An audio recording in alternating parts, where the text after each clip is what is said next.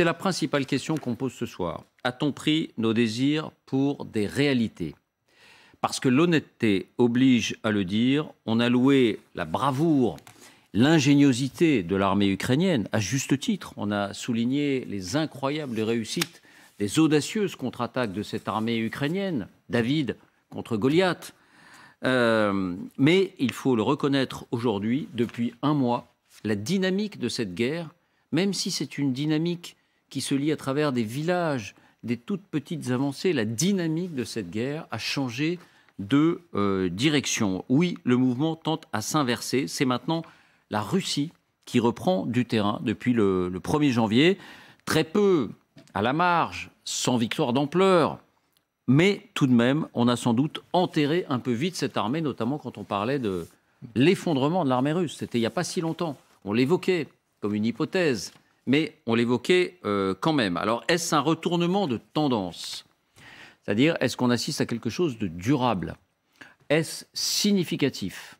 Ou est-ce un fait de guerre parmi d'autres qui peut être balayé dès demain? Vous allez répondre à cette question. Mais d'abord, de quoi parle-t-on? Les faits, rien que les faits. Voici les indispensables avec Justine Fraissinet.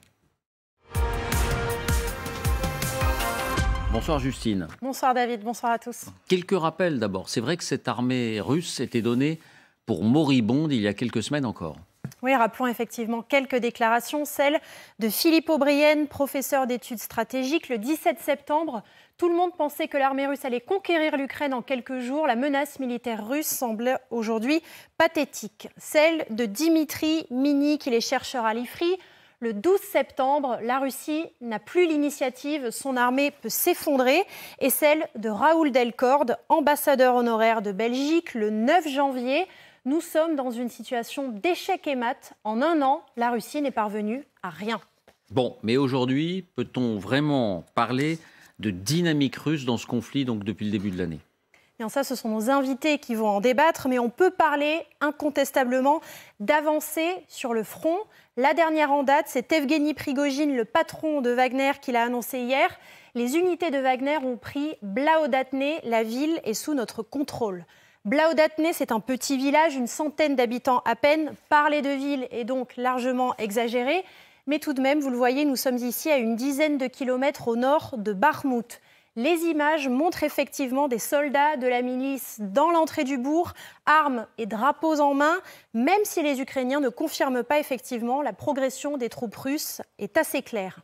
Un autre village tout proche est aussi sous la pression des Russes et pourrait tomber dans les prochaines heures. Krasna Hora, 600 habitants. Cela fait suite à la prise de Soledar il y a 15 jours. Kiev, on le sait, a mis une semaine à reconnaître sa défaite. Ça, c'est pour le front nord.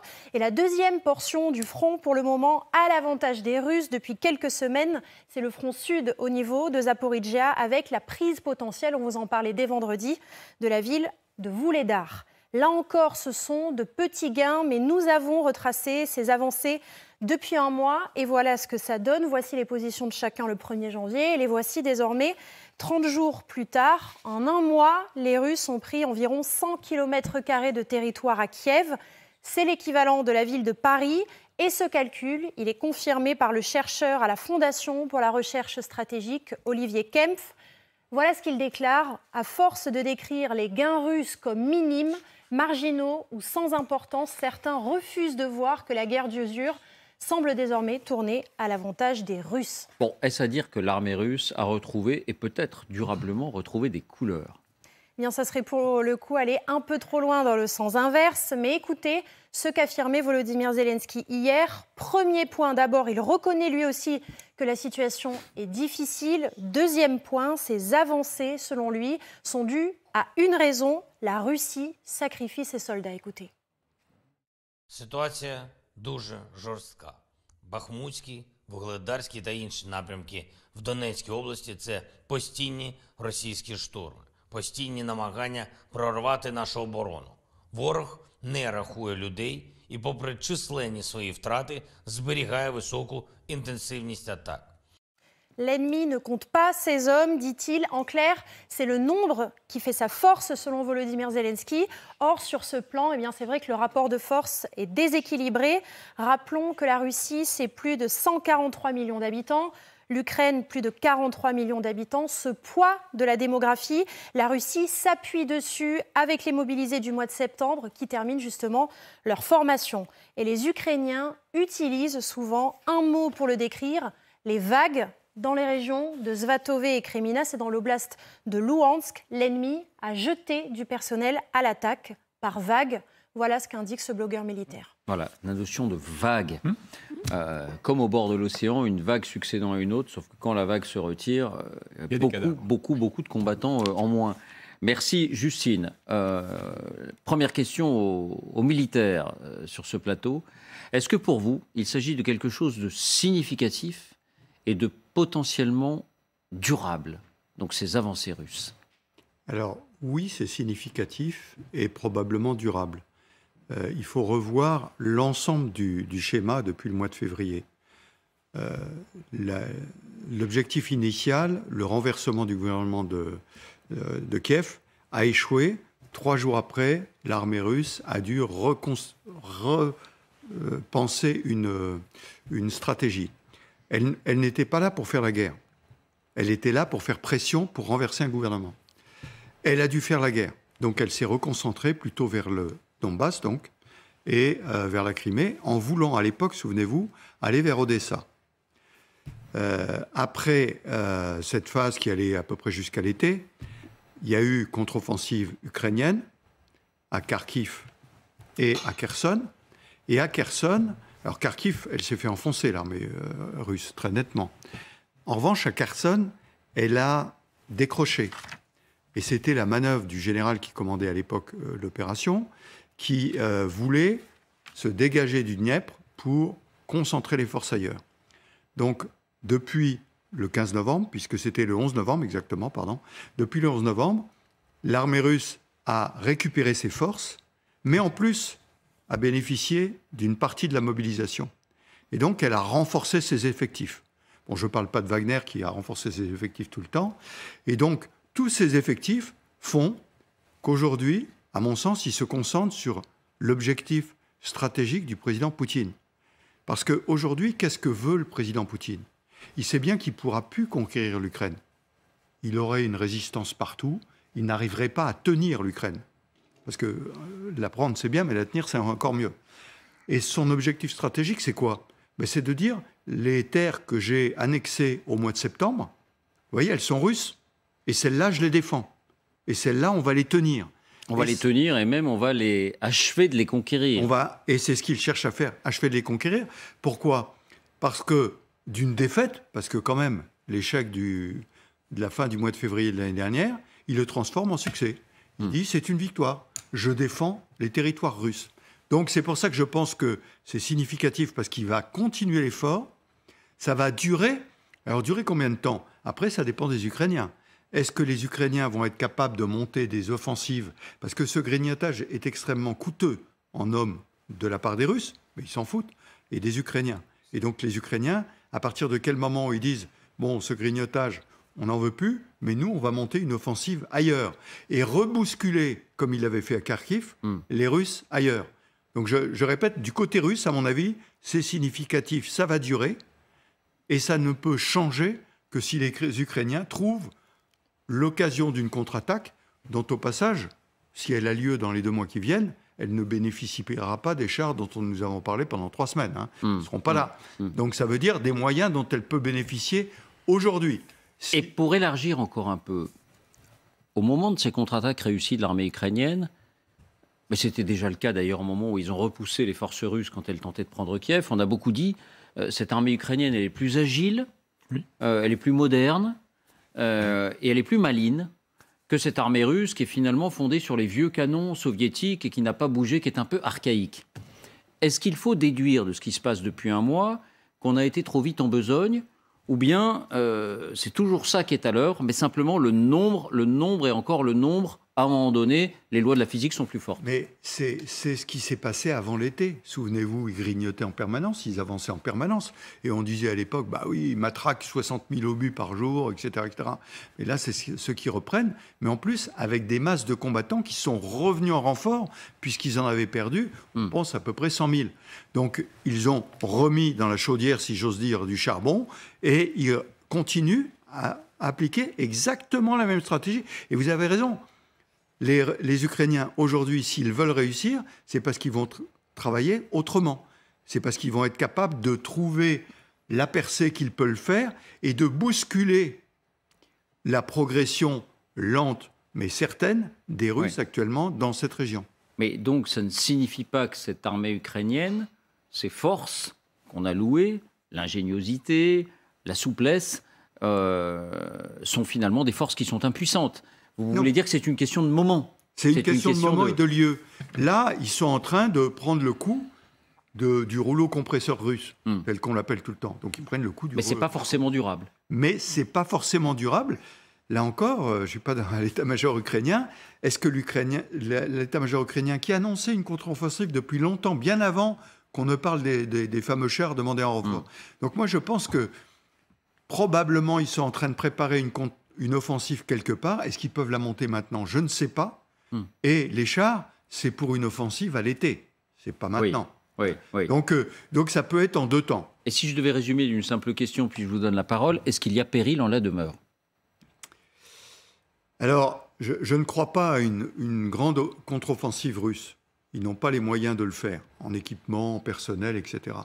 Mais ce grignotage, quand même, use considérablement l'armée ukrainienne, qui perd beaucoup de force. Et donc, la balance, si vous voulez, est difficile à avoir. Et puis, au fur et à mesure, ils bétonnent les Russes. Et donc, ça va être de plus en plus difficile. Avec les lignes de défense. Voilà, ça va être de plus en plus difficile de trouver l'opportunité de l'offensive qui permettrait de casser le dispositif. Avec les tranchées, avec les fameuses dents de dragon, et j'en passe. Qui veut... Oui. Je suis entièrement d'accord avec Galia. le général Trinquant. Les Russes ont plusieurs fois changé l'objectif de cette guerre, le but de cette guerre. Et bien sûr, je pense que, sachant l'impossibilité, en tout cas dans l'état actuel des choses, de conquérir l'Ukraine, il faut absolument qu'ils conquièrent pour pouvoir reconnaître que c'est une victoire toutes ces 4 régions annexées. Et quand on dit annexées, c'est à chaque fois dans les frontières administratives.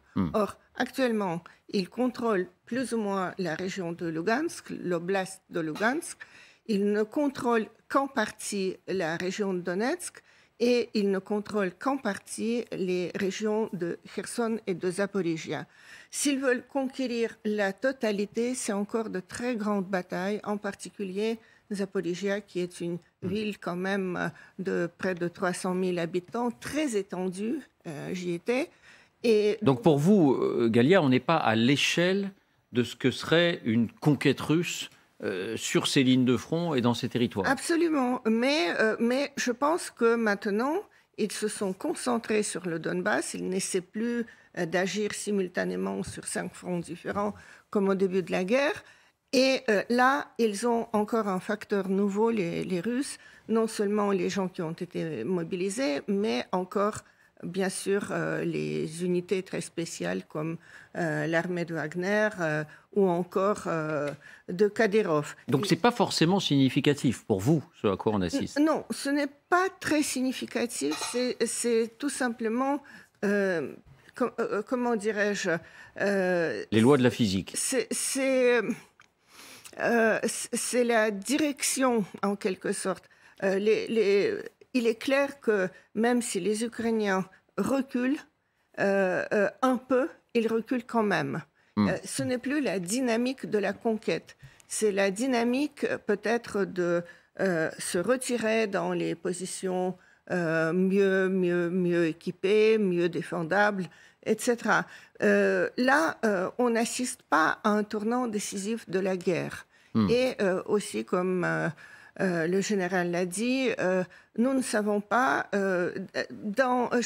en Ukraine, parmi les militaires qui sont au front, il y a des rumeurs, mais bien sûr, l'armée ne dévoile pas ses plans, qu'au printemps, il y aura une grande offensive. Russe ou ukrainienne? Les Russes disent qu'il y aura une offensive russe et les Ukrainiens disent qu'il y aura une offensive ukrainienne. Ce que je cite, c'est l'offensive ukrainienne. Maintenant, encore un petit mot. selon différents calculs, il y aurait maintenant près de 200 000 Russes, y compris l'armée régulière, les Wagner et la garde nationale, 200 000 de victimes morts ou blessés avec l'incapacité de revenir au front. Il y a beaucoup de gens estropiés, etc. Chez les Ukrainiens, d'après les évaluations... Qui donne ces chiffres, pardonnez-moi? Il y avait des instituts britanniques qui ont étudié ça. Et pour les Ukrainiens, ils donnent un chiffre 2 fois moindre. Mais pour l'Ukraine, si c'est vrai, 100 000 hommes, c'est absolument énorme. Parce que c'est là qu'on voit que l'Ukraine a 3,5 fois moins de population. Et d'ailleurs, je pense que c'est une des raisons pourquoi ils déportent les populations là où ils peuvent, les Russes, parce qu'ils vident l'Ukraine de ses habitants. Oui. C'est-à-dire plus de personnes envoyées en Russie et qui peuvent peut-être remplacer dans certains jobs ceux qui partent au front. C'est aussi un élément très important à avoir en tête dans cette guerre. Vous ajoutez à cela plusieurs millions d'Ukrainiens qui ont été déplacés dans les régions occidentales ou ont quitté l'Ukraine. Et en fait, c'est peut-être 144-145 millions face à quelque chose comme 30 millions. Vous voyez, donc c'est une situation avec tout l'enthousiasme et toute la bonne volonté, toute l'ingéniosité des Ukrainiens. C'est une situation le poids du qui nombre. n'est pas simple. Le poids du nombre. A-t-on enterré trop vite l'armée russe, malgré tout? Quitte à prêcher pour notre chapelle, David, s'il y a un endroit où on n'en a pas enterré prématurément l'armée russe, c'est bien ce plateau. On a toujours pris soin d'éviter les embardées dans un sens ou dans un autre. Sur les chiffres maintenant, 100 à 110 000 km² en 6 mois de combats intenses, avec des moyens démentiels, humains et matériels. Bon. Depuis le 1er mars, les Russes ont dû se retirer de l'équivalent de 70 000 km², soit, grosso modo, la superficie de la République tchèque. Donc il faut élargir la focale, replacer ça dans le contexte. Pour autant, je reviens à votre question, y a-t-il péril dans la demeure? Cette séquence est préoccupante. Et elle est préoccupante du fait de 2 mots-clés qui ont été employés ici, dynamique et initiative. Effectivement, il y a une inflexion de la dynamique, factuellement vérifiable, en faveur des Russes, mais quel que soit le prix prohibitif qu'ils engloutissent. Deuxièmement, l'initiative.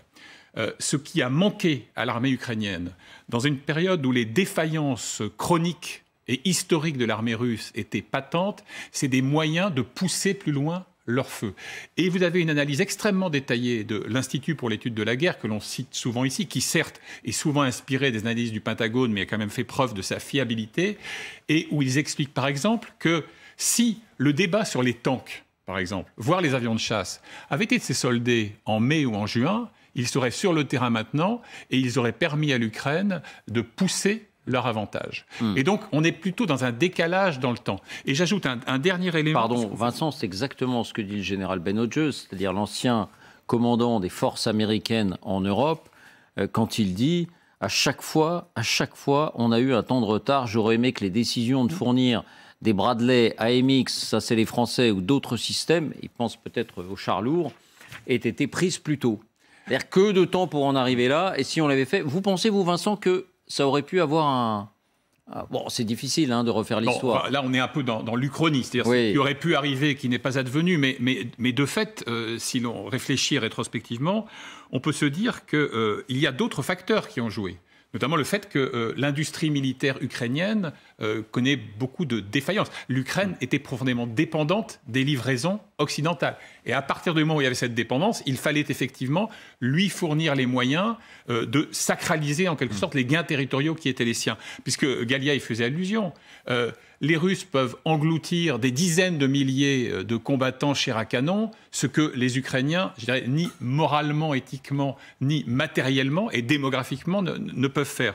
Et donc, c'est vrai qu'aujourd'hui, il y a des situations symboliques, type Barmout, où, grosso modo, le choix de l'état-major ukrainien, c'est tenir à tout prix ou se replier en bon ordre. Donc voilà, on en est là. Ça n'est pas un bouleversement. Ça n'est pas un changement de fond, mais c'est une inflexion qu'il va falloir gérer avec beaucoup d'habileté dans les semaines et les mois qui viennent. Oui. Alexandre, est-ce qu'un pays de 44 millions d'habitants peut défaire, même avec un armement sophistiqué, un pays de 144 millions d'habitants et qui n'accorde que peu d'importance à la vie humaine? C'est une question clé, justement, qui se pose. Et pour revenir à la problématique de votre première question sur la durabilité de cet inversement de courbes, parce qu'on est face à ça. Les courbes s'inversent et la dynamique change de camp. De toute évidence, aujourd'hui, la dynamique est sur le terrain en faveur des Russes. Mais pour voir la perspective et la solidité de ce changement, il faut voir les bases sur lesquelles repose justement cet inversement de courbe. Moi, je verrais 4 paramètres. Le premier paramètre, c'est la massification, tous azimuts, de l'armée russe. Donc, moi, je suis persuadé qu'on est à la veille. Quand je dis à la veille, ça peut durer quand même quelques jours, d'une nouvelle mobilisation.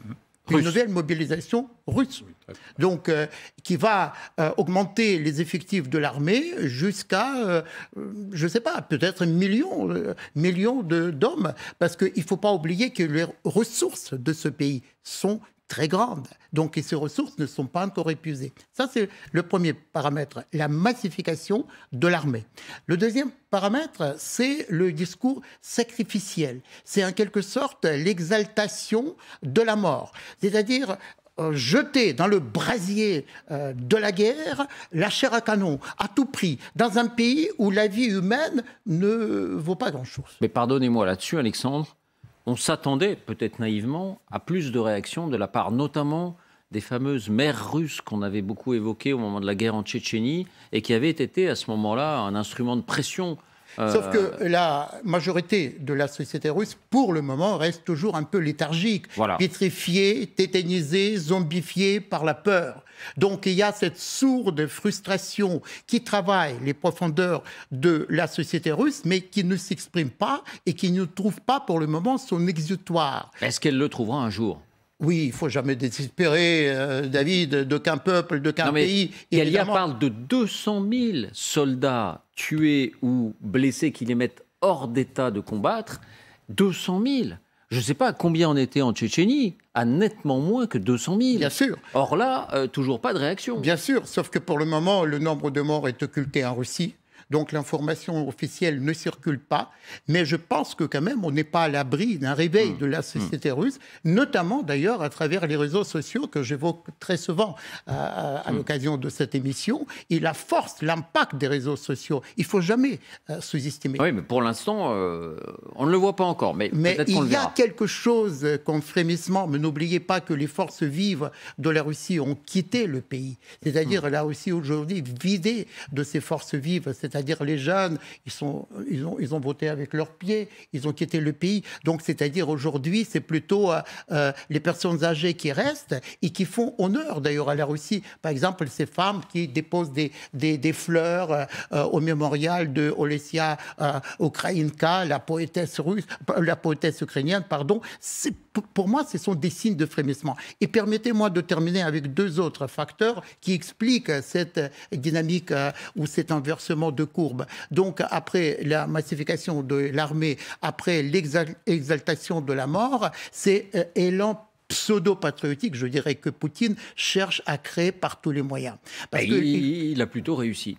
Il est plutôt réussi, mais c'est aussi un fake, tout simplement, parce que par rapport à la Deuxième Guerre, la Russie n'est pas attaquée, la Russie n'est pas envahie. Donc, c'est-à-dire ce pseudo, c'est pour ça que j'ajoute pseudo-patriotique, donc élan, il prend tout simplement parce que la société est zombifiée par la peur et le mensonge. Il faut percer ce mur de la peur et du mensonge. Ou parce qu'elle a envie d'y croire.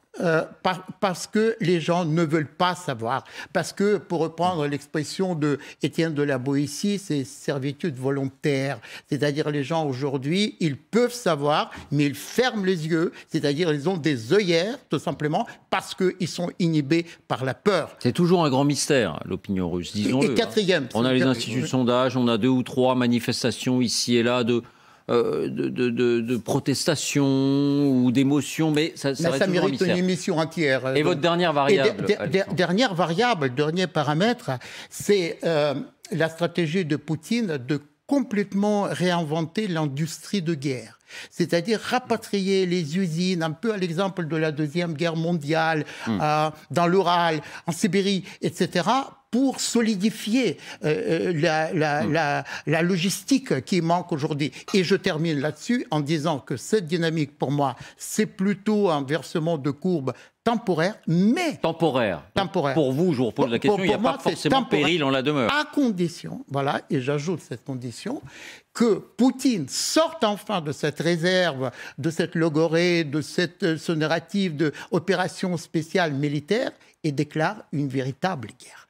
Et à ce moment-là, ça peut changer complètement la donne. Mais il n'y a pas de raison de le faire.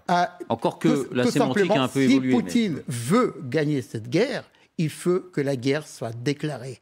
Donc il ne peut plus se contenter de ces éléments de langage qui ne correspondent plus à rien. Alors rapidement, Galia et Dominique. Oui. Je voudrais juste ajouter que je ne suis pas très optimiste quant à la possibilité d'une grande révolte au sein de la société russe. Je pense que la zombification est très profonde et que ce n'est pas tellement même par peur de répression, mais parce que les Russes qui ont vécu plusieurs années bien sous Poutine sont toujours en quelque sorte sous ce charme et qu'ils sont plongés dans un conformisme. Le conformisme, c'est de ne pas soutenir la guerre, mais en tout cas ne pas s'y opposer, fermer les yeux, ne pas écouter, ne pas savoir qu'est-ce qui se passe en Ukraine. Vous voyez, ça c'est un élément très fort dans la société russe. Il y a parallèlement une très grande militarisation, ça dure depuis 2012. Il y a une éducation patriotique, et il y a toutes sortes d'influences sur l'opinion publique russe. Et donc, je pense, il y a encore peut-être un détail que je voudrais ajouter, c'est qu'on a installé récemment des batteries antimissiles sur les immeubles à Moscou, la dacha de Poutine, etc. Et beaucoup d'experts disaient « Ah, mais il veut mobiliser le peuple en leur faisant peur, etc. » Mais ça peut avoir une autre signification. Ça peut avoir la signification très simple, c'est que Moscou prépare une grande offensive et ayant peur des résultats de cette offensive, de la contre-offensive ukrainienne, il se prépare réellement à défendre, par exemple, la capitale. Oui, il faut dire qu'on s'en est fait l'écho récemment, mais il y a de plus en plus d'incendies inexpliqués autour de Moscou. Il y a eu des bombardements ukrainiens de toute évidence grâce à des drones qu'ils avaient améliorés sur des bases, notamment des bases aériennes russes. Bref, c'est vrai que peut-être que ça se rapproche de la Russie. Vous voulez dire un mot encore, Dominique? Je voulais simplement abonder dans le sens Galia, c'est que l'inertie russe, si vous voulez, c'est le résultat quand même de 15 ans de propagande. Aujourd'hui, tout est dans la continuité de ce qui a été raconté depuis 15 ans. Donc les Russes... Je me dis de temps en temps, en prenant un écrivain français, qu'allait-il faire dans cette galère? Vous vous souvenez? Qu'allait-il faire dans cette galère? La question qui revient plusieurs fois dans une pièce de Molière, parce qu'on n'arrive pas à comprendre. Qu'allait-il faire dans cette galère? Les fourberies de Scapin. Exactement. Me dit, je ne fais pas le cuistre. C'est Jocelyn Huchet qui me le souffle à l'oreillette. Non, mais adore le théâtre classique. Vous savez, cette phrase est répétée plusieurs fois. Pourquoi? Parce qu'on n'arrive pas à comprendre qu'allait-il faire dans cette galère.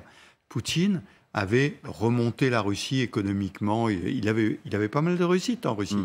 Et là, il se met dans un truc dont il n'arrive pas à sortir. Il est dans un tunnel. Et comment peut-il sortir de là? C'est ce que j'expliquais, j'essayais d'expliquer tout à l'heure, en bétonnant sur la victoire de la protection des populations russophones de l'Ukraine. Ça, il se dit, je peux y arriver, donc je vais essayer. En tout cas, voilà.